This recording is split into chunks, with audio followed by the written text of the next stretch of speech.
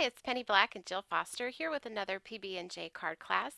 And in today's video, I'm going to be making 3 different cards, each featuring some really adorable, cute, winter-themed character stamps from Penny Black's newest collection called First Snow. And they're all going to follow some similar techniques, but end up using some different color schemes for each card. Now, to do my coloring of all of these cute images, I'm going to be using Arteza's Everblend markers, and they have 2 new sets of these Everblend markers. This first one that I'm showing you here are the portrait tones, which are fantastic for coloring in characters.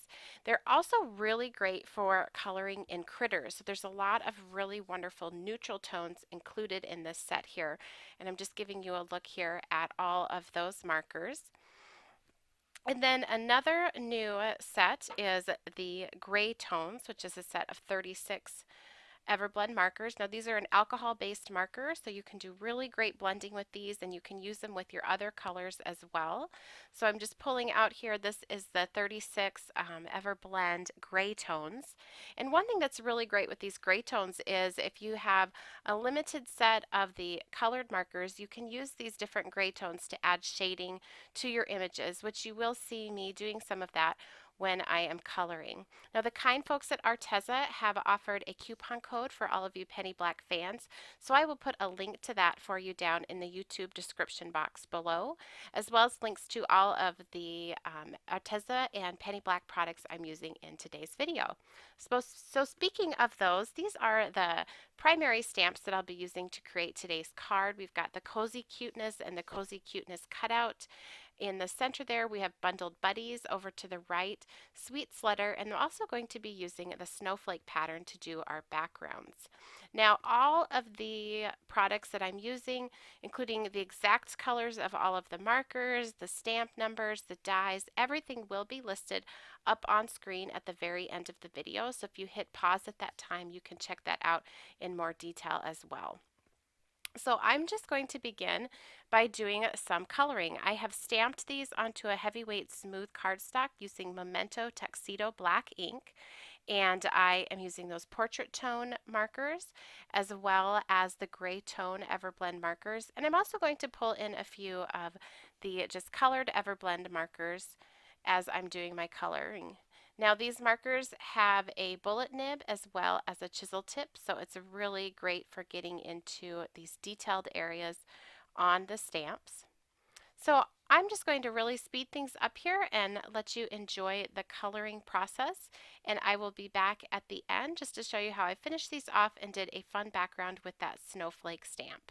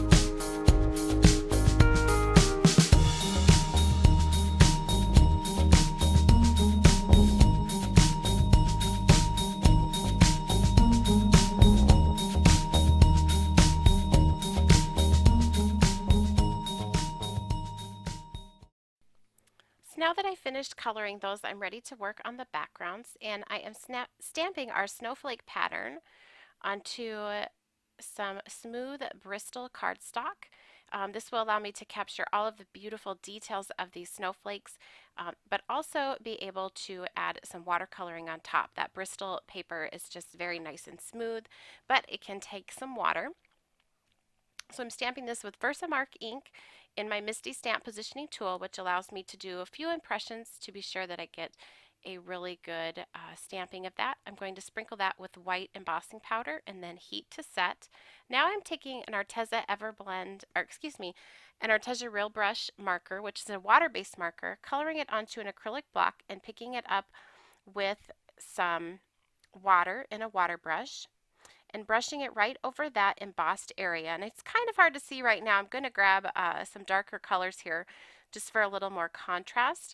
And the embossed snowflakes will resist that water-based ink, and then we will get a fun background. So here we go. It's just going to darken things up and you'll be able to see a lot more. Now I wanted the color to be concentrated mainly towards the center of this background, and then have it kind of fade out to white along the edges. And I'll show you a trick for that in just a moment as well. And I keep putting my image there on top of that to see if there's enough contrast for the snow behind the background. So now I'm just going to take a little bit of gouache white paint from Arteza, and I'm just painting this. This isn't like an opaque watercolor, and I'm just applying a layer of this around the outer edge and kind of allowing it to fade in towards the center of those snowflakes. So we get sort of a snowy outer border and then the more detailed snowflakes on the inside. When it's more watered down, I can kind of paint over that background. And then I mounted that to my note card. You can see that does have a fun edge to that. I cut that out using our antique linen die cut, which just adds a little more interest. And I followed the same process for the other two images. I fussy cut them out. These ones here do have a matching die, and then mounted them onto my note cards. And on this one, I went ahead and added a little bit of a snowflake die cut embellishment for her to be looking up at. I hope you enjoyed today's video and are excited about these Everblend markers as much as I am. It's a really great addition to the color set to have the portrait and the gray tones. If you did enjoy today's video, please be sure to give it a thumbs up and subscribe to our YouTube channel. And here is that complete supply list as promised. Thanks for watching.